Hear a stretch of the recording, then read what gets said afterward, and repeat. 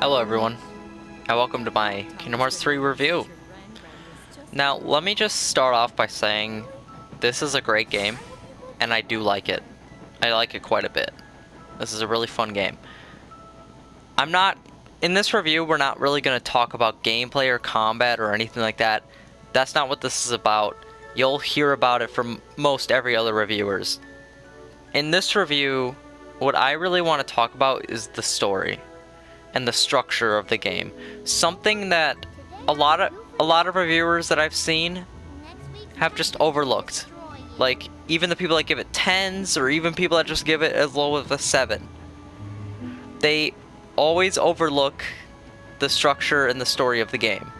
Now, and that's one thing I want to talk about.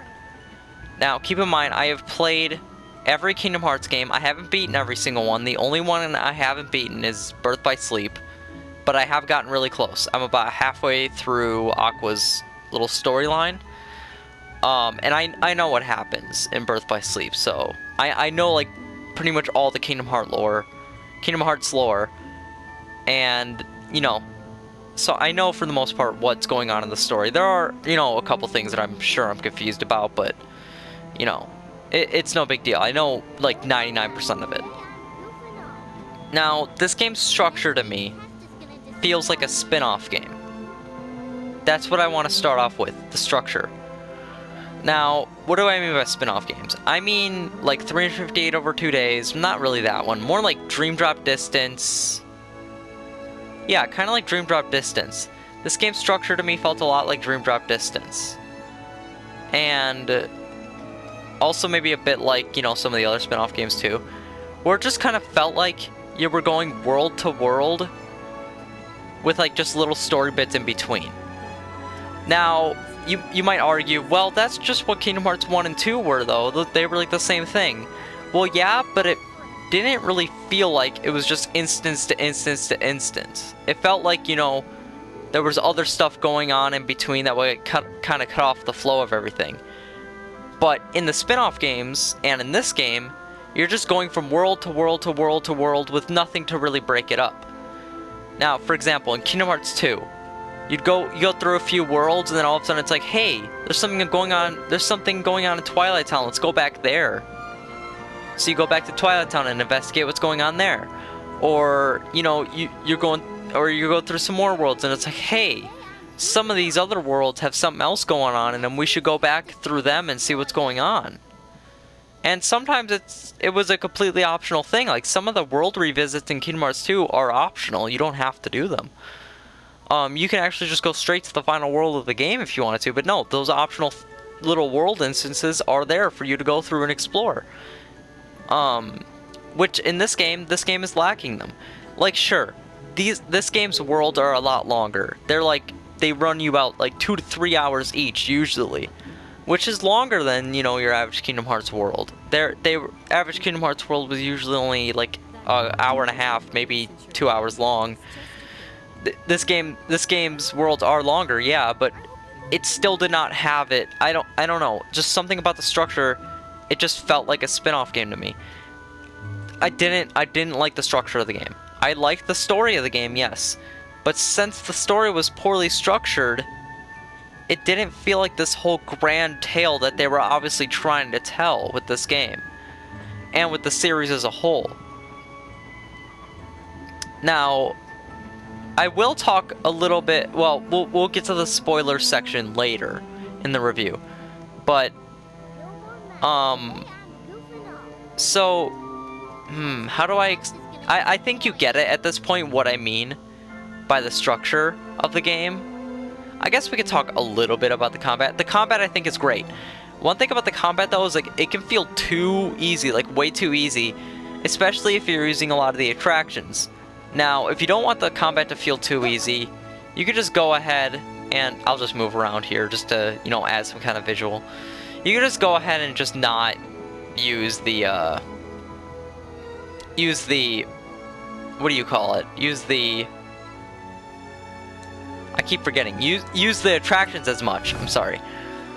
You could just not use the attractions as much, and that'll make the combat feel more balanced out and stuff like that. You know, the only Link commands I ever really use are like weapon transformations and, you know, team attacks. That's all I ever really use. I don't really ever use attractions or anything like that for combat because they just make it feel too easy. Sometimes I will. If I just don't feel like fighting a certain group of enemies or something like that, I'll use an attraction, or if I'm really having trouble with the encounter. But usually I just won't use it. Now, I have completed the game, obviously, and I have found a good bit of the secret emblems, like about maybe half the treasures in the game, and I have, you know, beaten most of the battle gates except for the secret boss. I still have not beaten the secret boss. That's gonna take me a few tries. I'm gonna have to, you know, sit down and just do that for a bit. But yeah, that's what I've done in the game. So, and I've thoroughly explored the game. I've even read like most of the secret reports which you get for beating the battle gates.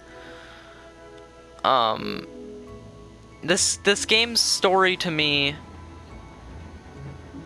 You know what? We're just gonna get into the spoiler section now. Alright, spoiler warning. Click off the video now if you do not want spoilers. For the rest of this review, I need to talk about spoilers. Alright, here we go. 3, 2, 1, spoilers. Now, most of what I want to talk about here is the final battle, the whole final battle section.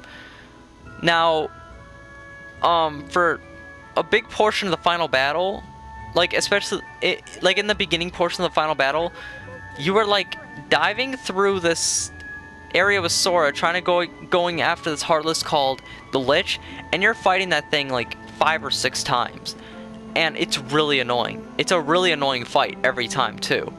He just teleports around, casting dumb spells on you while spawning some extra enemies to help him out. And honestly, it's kind of an annoying fight. And you have to do it 6 times.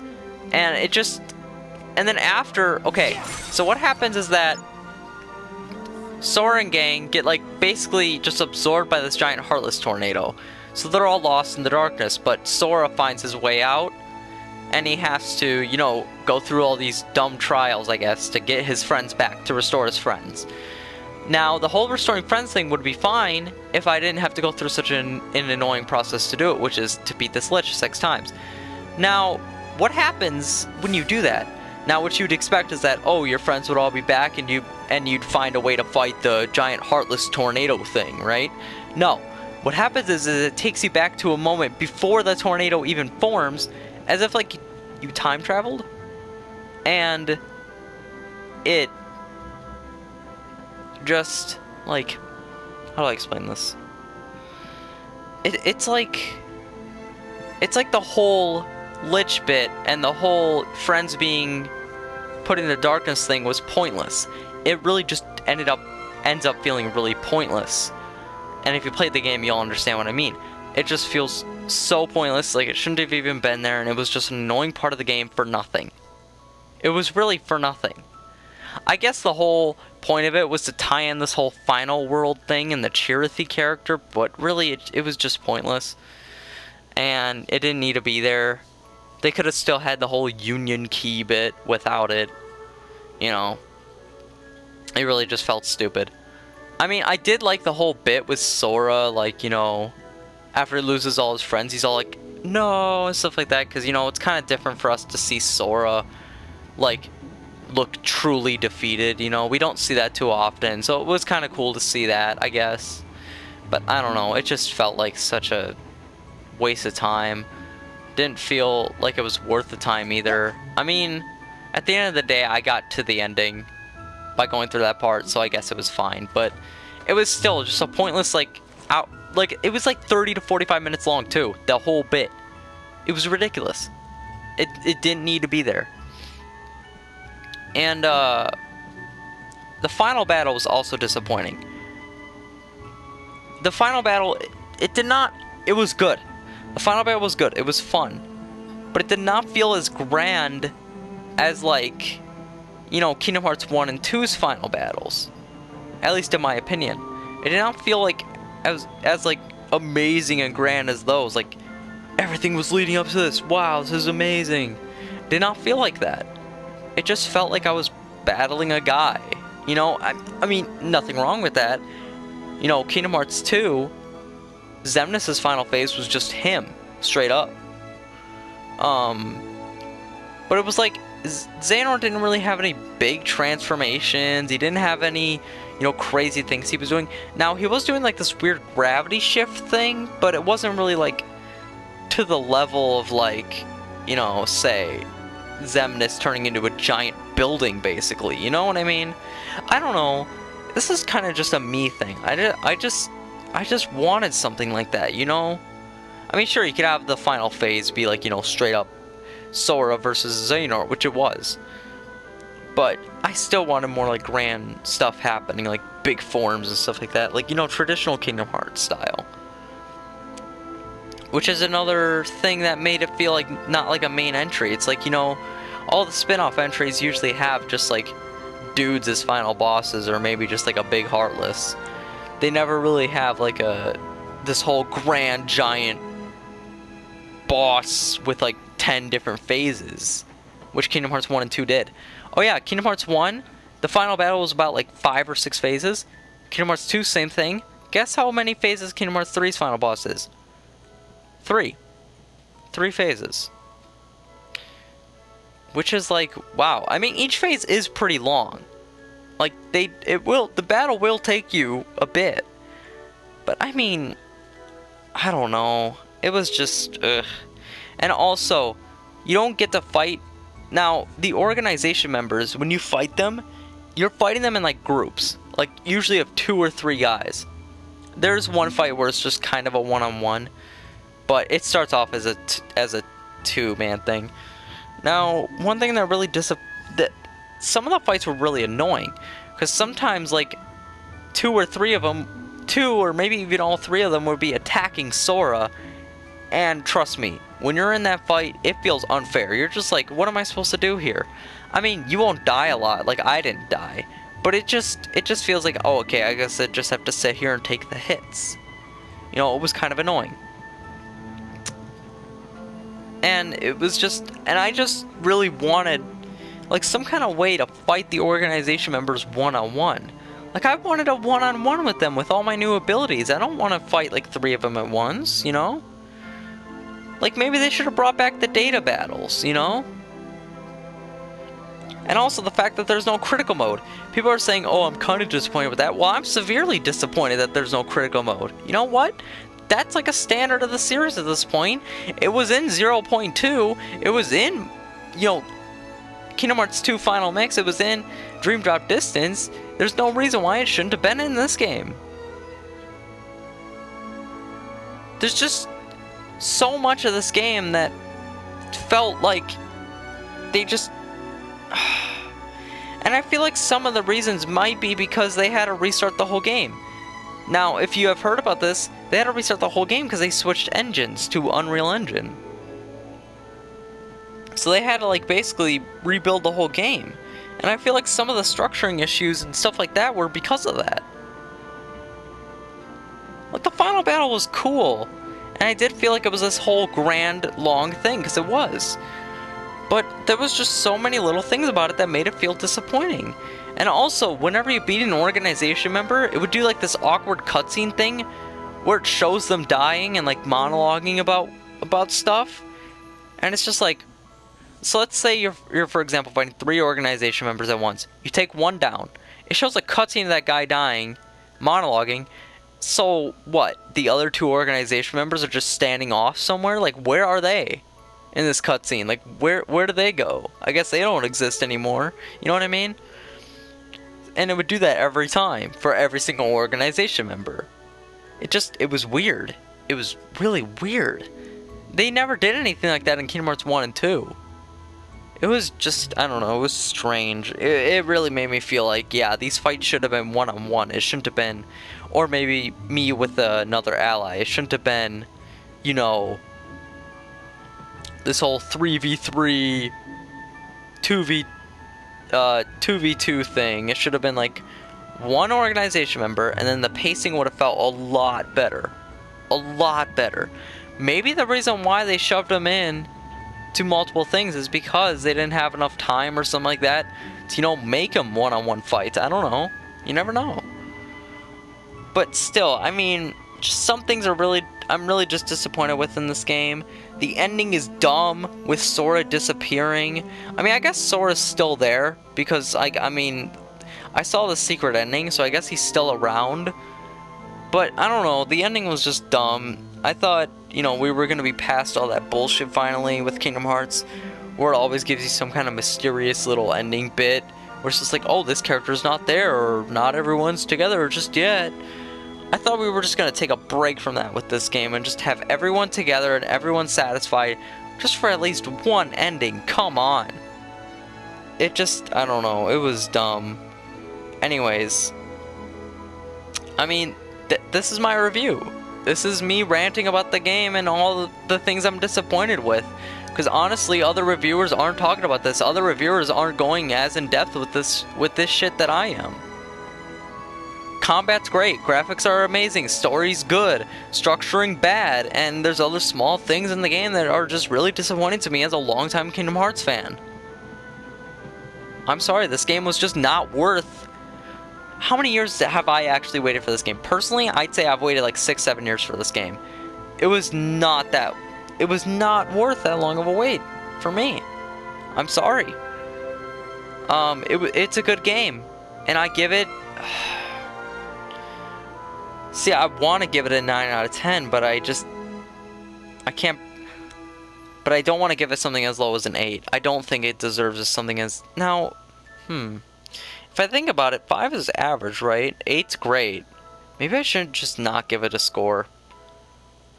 I'm just going to give it a short sentence to sum it up. A great game. Great game. Weirdly structured. And disappointing at times. That's what I give it. Good story, all that. You know, great combat. And that's my review. I guess I give it like... If you need a score, I give it like... an 8 to a 9 out of 10, depending on how I'm feeling, I guess. If I'm having a good day with the game, I'll give it a 9 out of 10. If I'm having a bad day with the game, I'll give it an 8 out of 10. If I'm having like a kind of day, I'll give it an 8.5. So that's my score, I guess. That's my review. Let me know. I want to hear from some of you like longtime Kingdom Hearts fans. What do you think? Do you agree with what I'm saying? Take a critical look at the game. And yeah, if you're one of those longtime Kingdom Hearts fans that thinks this is like the most amazing game ever. Oh, by the way, I still think Kingdom Hearts 2 is the best game in the series. Kingdom Hearts 2, if you want an example of like how they should have structured this game or how they should have done things better in this game, story-wise, Kingdom Hearts 2. Look at that game. That is the best game in the series. Now, I don't mean like long, 3-hour-long Roxas intro. That's not what I mean. But still, look at that game if you want an example. But anyways, I want to... And those of you, as I was saying, and those of you longtime Kingdom Hearts fans that think this is like the most amazing game in the series and think this is like the best story-wise, gameplay-wise, everything, take a critical look at the game. At least story-wise, take a critical look and actually think for a minute, like, is this really as amazing as I thought it would be? Now, if you still think so, that's fine. You don't have to agree with me. But, I mean, just let me know. What do you guys think? Is there some things that I've missed in the story or something like that? Is there something I'm looking at wrong? I don't know. To me, it just... it's just a bit disappointing and a bit underwhelming. It really is. I feel like for most of you longtime Kingdom Hearts fans, like truly longtime Kingdom Hearts fans, like I've been a fan since like forever. Not forever, obviously, since I was like very young though. I was like 10 or 11, yeah, when I started getting into these games. But yeah, let me know what you think. Anyways, guys, that's the end of my review. See ya.